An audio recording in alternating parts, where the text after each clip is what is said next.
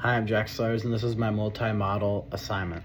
Everyone has had the moment that looks similar to pushing something back until the last minute.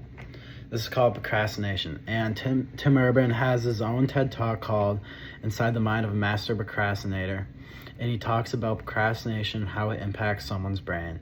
And today we're going to be talking about whether or not he successfully voices his view on procrastination or not.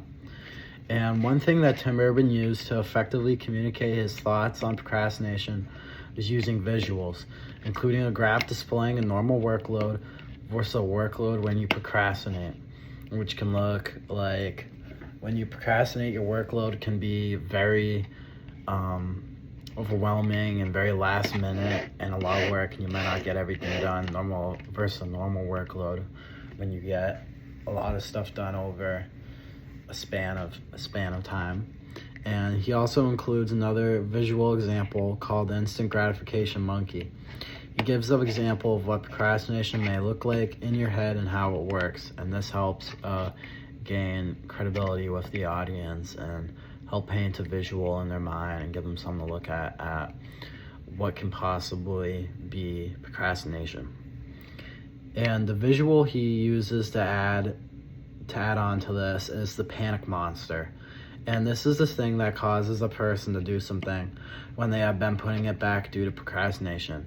Say you have a test in 2 days and you haven't been studying and it's the night before. That's a panic monster. The panic monster wakes you up and tells you to get your stuff done. Other things show that the author properly communicates his message. The audience in the show show that they are agreeing with him and that they ultimately are understanding him and his point of view.